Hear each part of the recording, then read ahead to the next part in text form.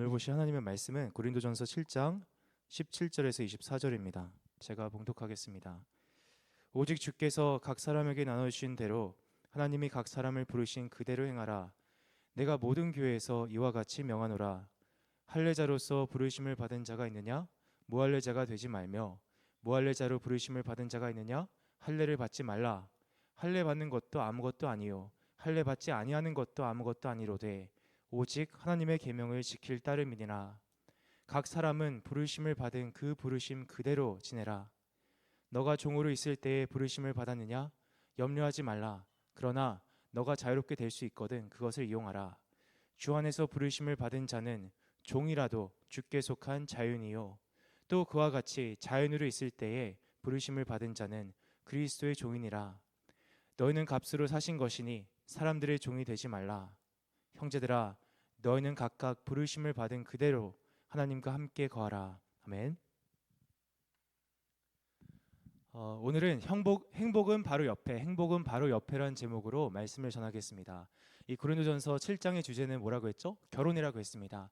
그리고 방금 읽은 본문은 이 7장 전체의 핵심 중에 핵심이라고 할 수 있어요. 바울이 여기서 정말 말하고 싶은 내용이 오늘 본문에 나와 있습니다.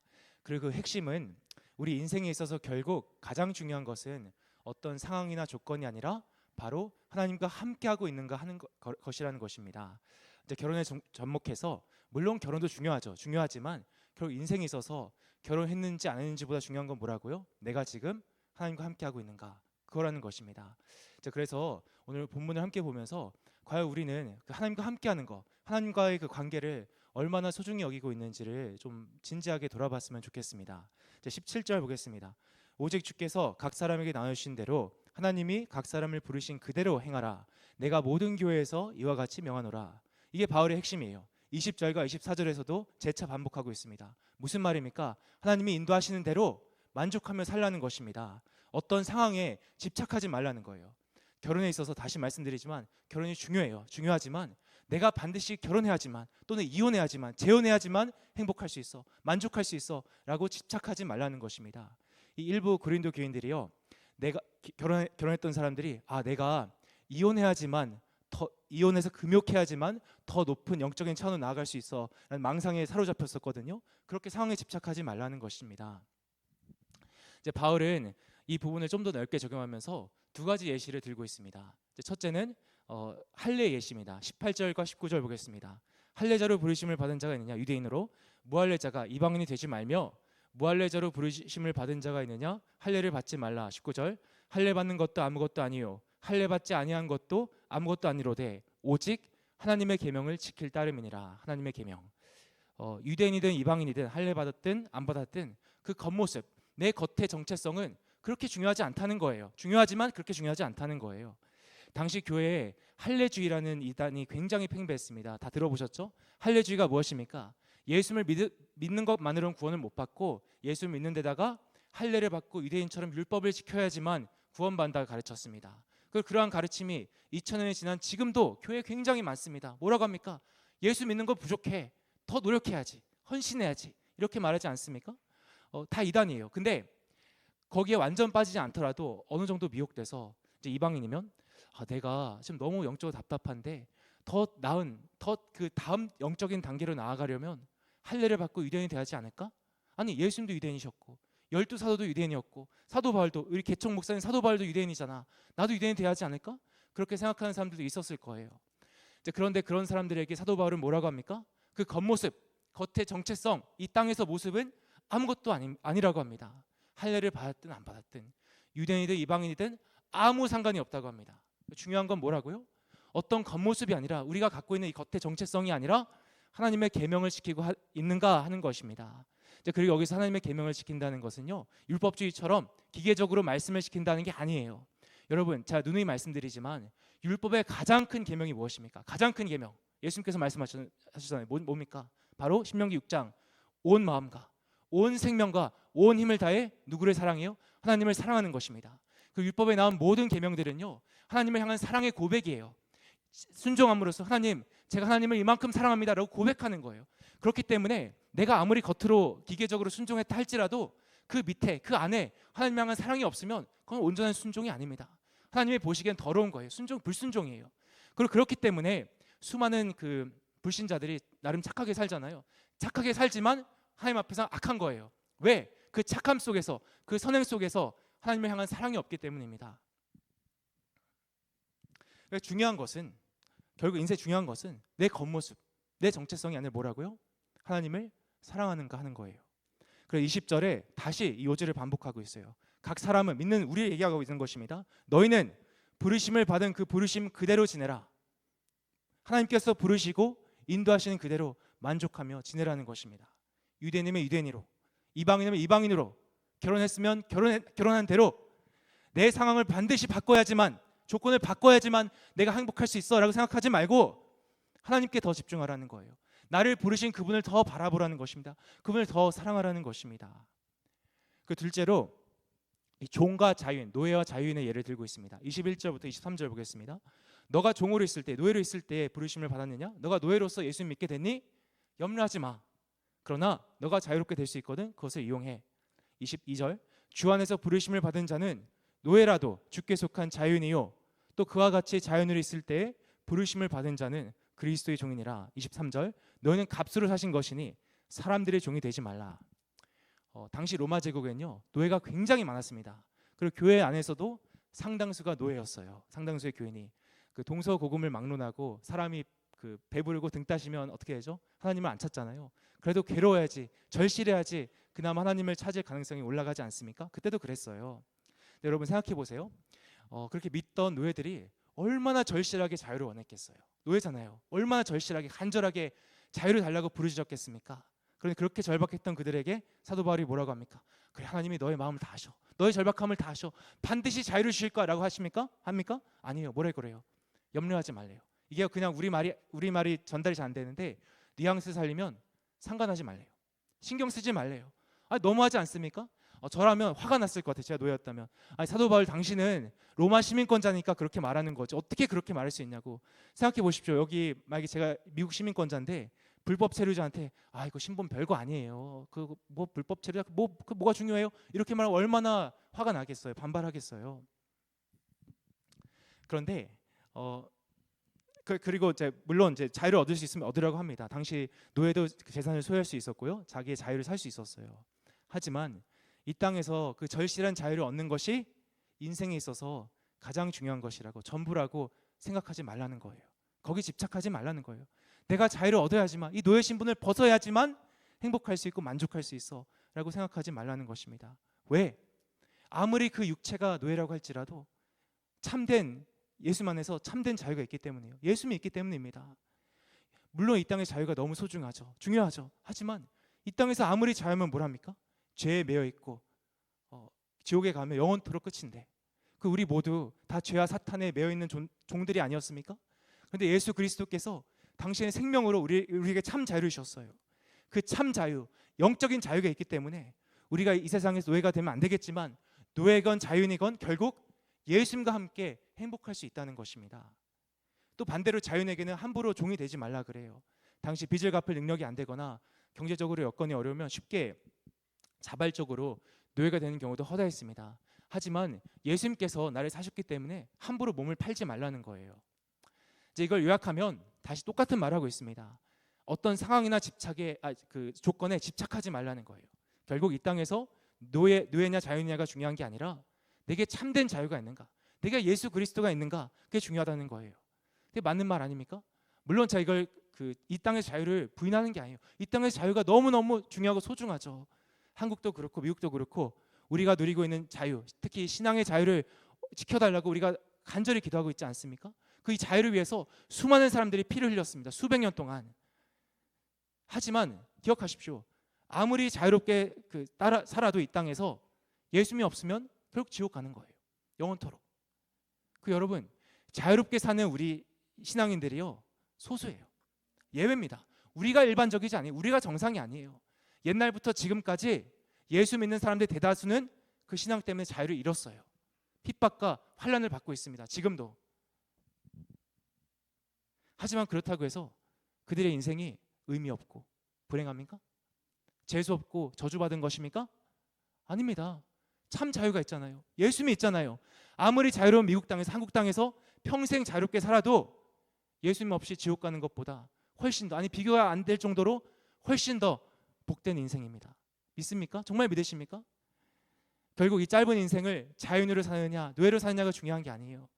겉모습과 상황이 중요한 것이 아닙니다. 이제 마지막 24절 보겠습니다. 제차의 핵심 메시지를 반복하면서 이 단락을 마치고 있습니다. 형제들아, 너희는 각각 부르심을 받은 그대로 하나님과 함께 거라. 하나님이 부르신 상황 속에서 만족하면서 행복해하며 살라는 거예요. 이게 대원칙이에요. 물론 상황을 바꿀 수 있으면 바꾸지만 상황에 너무 집착하지 말라는 거예요. 왜냐? 상황이 중요한 게 아니라 하나님과 함께 가는 것이 중요하기 때문입니다. 그게 인생의 행복의 핵심이기 때문이에요. 오늘 본문을 우리 삶에 적용해서 고린도 교인들과 마찬가지로 우리 역시 우리 인생의 행복과 만족이 그 의미가 상황과 조건에 달려있다고 생각하는 경향이 매우 매우 강합니다. 그렇지 않습니까? 그리고 내가 원하는 대로 상황과 조건이 변하고 흘러가지 않으면 절대로 행복할 수 없다고 생각해요. 다른 건 모르겠고 상황만 변하면, 조건만 변하면 행복해질 것 같아요. 저 같은 많은 싱글들은요, 좋은 여자, 좋은 남자, 하나님이 짝지어 주신 좋은 사람을 만나면 평생 행복할 것 같아요. 인생이 뭐가 180도 바뀔 것 같아요. 거짓말이죠. 또 결혼한 사람은 그 배우자가 예수만 믿으면, 하나님만 만나면 그걸 부족하죠. 내 마음을 좀 알아주면 너무너무 행복할 것 같아요. 내 인생이 괴로운 게 그 배우자, 내 아내, 내 남편 때문인 것 같아요. 그리고 아픈 사람은 몸이 건강만 하면, 저도 몸이 많이 아팠잖아요. 몸이 한참 아플 때 다른 건 모르겠고요, 제 힘으로 계단만 오르락 내리락 할 수 있으면 너무너무 행복할 것 같더라고요. 그 계단 오르락 내리락 하는 게 엄청 큰 복인 거 아십니까? 그 모습을 보면 너무 부러운 거예요. 너무 행복할 것 같더라고요. 근데 제가 지금 하나님의 은혜로 계단도 오르락 내리락 하고 뛰고 그럽니다. 너무 건강해졌어요. 근데 제 생각만큼 행복해지지 않더라고요. 또 개털이면 내가 일만 하면, 돈만 벌면 행복할 것 같아요. 저도 인생이 마이너스 인생이었을 때 돈만 생기면 너무너무 좋을 것 같더라고요. 그리고 이런 거 말고도 영적으로도 우리가 어떤 한계에 부딪혔을 때, 우리가 신앙의 여정을 하다 보면 한계에 부딪힐 때가 있잖아요. 답답할 때가 있잖아요. 그럴 때 어떤 상황만 바뀌면 다 뚫릴 것 같아요. 그렇지 않습니까? 그래서 어떤 사람은요, 신학하기만 따면 이해가 안 가는데 영적으로 고갈돼 가지고 그 채우기 위해서 신학교를 간답니다. 여러분, 신앙이 고갈되면요, 기도를 해야지 신학교를 가는 게 아니에요. 신학교는 지식을 배우러 가는 데입니다. 신앙을 회복시키러 가는 데가 아니라. 또 목사 안수만 받으면, 목사 안수 받으면 성령 충만해집니까? 더 신앙이 확 변합니까? 여러분, 제가 목사 안수 받을 때요, 여담인데 그 노예에 사정이 있어서요, 저 혼자만 받게 됐어요. 그래서 목사님 17분이 제게 안수를 해주셨습니다. 7분이. 근데 안수해 주실 때 제가 무릎을 꿇고 받았거든요. 제 몸이 막 떨리는 거예요. 막 떨렸어요. 근데 왜 떨려? 그래서 제 생각으로는 안수해 주신 분들이 이 인간은 왜 이렇게 떨지? 성령께서 역사하시나? 라고 착각했는지 모르겠어요. 근데 제가 왜 떨었냐면요, 누가 그 강단 위였어요. 이런 나무바닥 위였는데 방석을 원래 갖다 놨어야 했는데 까먹은 거예요, 그 교회 관계자분이. 그래서 땅바닥에 앉으니까 무릎이 너무 아픈 거예요. 그리고 아프니까 막 다리가 떨리는 거예요. 그때 기도가 너무 간절하게 되는 겁니다. 하나님, 그때 몸이 좀 안 좋았거든요. 하나님, 이렇게 안수받고 나서 다리가 풀려서 다리를 못 움직이면 이게 얼마나 쪽팔린 일입니까? 제발 제 다리 좀 안 풀리게 해주세요. 간절하게 몸을 떨면서 기도했던 기억이 있습니다. 목사 안수를 받았어요. 근데 확 변하지 않아요. 변하지 않습니다. 또 그런 거 말고 내가 영적인 체험만 하면, 천국 지옥을 보기만 하면, 여러분, 전 대놓고 말하지만 저는 천국 지옥 간증 99.9% 안 믿어요. 어떻게 믿습니까? 고원장 같은 사람 우리가 경험해 봤잖아요. 유튜브에 나온 사람을 짓걸어낸다고 어떻게 믿어요? 어떻게 믿습니까? 어떻게 검증할 거예요? 하지만 정말 봤다고 해도 사도 바울처럼 100% 갑자기 인생이 바뀝니까? 바뀝니까? 안 바뀌어요. 안 바뀝니다. 내가 기적을 체험하기만 하면, 그 환상을 보기만 하면, 하나님의 음성을 듣기만 하면 이 답답한 내 영성이 확 변할 것 같아요. 그렇죠? 뭐가 팍 뚫릴 것 같아요. 행복할 것 같아요. 이렇게 다 어떤 상황과 조건에 달렸다 생각해요. 영적인 것도. 하지만 오늘 하나님께서는 우리에게 뭐라고 말씀하십니까? 우리 인생의 행복과 만족이 그 상황이 아니라 오직 하나님만 달렸다고 하십니다. 그것이 무엇입니까? 바로 그분과 함께하는 거예요. 마지막 절 기억하십시오. 그분과 함께하는 거예요. 그분과 함께 거하고 함께 걸으며 그분과 함께 친밀한 관계를 맺어 나가는 것입니다. 상황이 아니라 하나님과의 그 친밀한 관계가 우리 삶의 진정한 변화를, 진정한 만족과 행복을 가져다 줍니다. 각자의 상황 속에 매몰되어 있는 우리에게 아버지께서 오늘 당신 품으로 돌아오라고 호소하십니다. 여러분, 우리가 언제 진정 행복했습니까? 언제 진정 만족했습니까? 하나님을 처음 만나서 그분의 품에 안겼을 때가 아닙니까? 그런데 왜 이제 와서 다른 곳에서 계속 다른 곳에서 행복과 만족을 찾습니까? 기억하십시오. 우리 마음은요, 인간의 마음은 결코 다른 걸로 만족할 수 없어요. 아무리 채워도 더 달라고 아우성치는 게 우리 인간의 마음이에요. 오직 하나님만이, 그분과의 관계만이 우리 갈급함을 채워줄 수 있습니다. 근데 오해하지 마십시오. 전 지금 현실을 외면하고 도피하라는 게 아니에요. 바울도 노예들에게 할 수 있으면 자유를 얻으라고 합니다. 우리도요, 열심히 살아야 돼요. 죽게 하듯 열심히 최선을 다해야 합니다. 치열하게 살아야 돼요. 그 상황을 개선할 수 있으면 개선해야 합니다. 그 영적인 은사, 체험 많이 구하고 사모해야 되고, 성경도 많이 읽어야 돼요. 또 그 관계도 마찬가지죠. 가족에게 잘하고, 교회 식구들에게 잘하고. 저 같은 싱글은요, 독신의 은사가 없는 이상, 이 독신의 은사가 뭐냐면 저번에 자세히 살폈지만 다른 이유가 아니라 귀찮아요. 여자가 싫어요, 남자가 싫어요. 그게 아니라 결혼하면 여유가 없어지잖아요. 시간적인 여유. 난 그런 거 다 싫고 오직 하나님께만 집중하고 싶어. 난 그래서 결혼하기 싫어. 그게 독신의 은사예요. 그리고 성욕이 절제가 되고, 그게 아니면 독신의 은사가 없는 거예요. 그러니까 저도 독신의 은사가 없는 것입니다. 없는 것 같아요. 독신의 은사가 없으면 열심히 짝을 구해야 합니다. 여러분, 저도 짝을 열심히 구하도록 노력하고 있고, 노력하도록 노력하겠습니다. 그러니까 불쌍한 저를 너무 매도하지 말아 주십시오. 이렇게 하나님은 현실을 다 포기하는 말이 아니에요. 하지만 우리가 각자 놓인 현실 속에서 치열하게 살면서도 결코 놓치지 말아야 하는 것은요, 결국 우리 인생을 의미 있게 만들어주며 우리 영혼의 참된 행복과 만족을 가져다 주시는 분은 오직 하나님 한 분이라는 거예요. 다른 게 아니라 그걸 놓치면 다 놓치는 것입니다. 다 놓치는 거예요. 현실을 도피하지 마십시오. 하지만 반드시 기억하십시오. 결국 이 짧은 현실의 끝이 무엇입니까? 끝이 뭐죠? 죽음이에요. 우리가 어떻게 살든 상황이 어떠하든 결국 죽음이 다가온단 말이에요. 그래서 우리는 죽음 너머를 바라봐야 합니다. 천국과 영생을 바라봐야 돼요. 부활을. 현실에 매몰되지 말고. 그게 더 현실적인 것이고 그게 더 지혜로운 것입니다. 나라도 마찬가지예요. 여러분, 우리나라와 미국이 너무너무 소중해요. 왜? 하나님께서 우리를 한국 사람과 미국 사람 부르셨으니까, 우리 미국 땅에 두셨으니까 너무 소중하죠. 그걸 애곡해야 합니다. 하지만 반드시 기억하십시오. 그 너머 천국을 바라봐야 합니다. 천국을. 우리는요, 한국 사람이기 전에, 미국 사람이기 전에 어디 사람이에요? 천국 사람이에요. 천국 사람. 우리 이 땅에서 순례자란 말이에요. 천국 시민이 먼저란 말이에요. 우리가 천국 가서도, 부활해서도 태극기와 성조기를 들 것입니까? 들 거예요? 그럴 것 같아요? 아니에요. 천국이 먼저예요.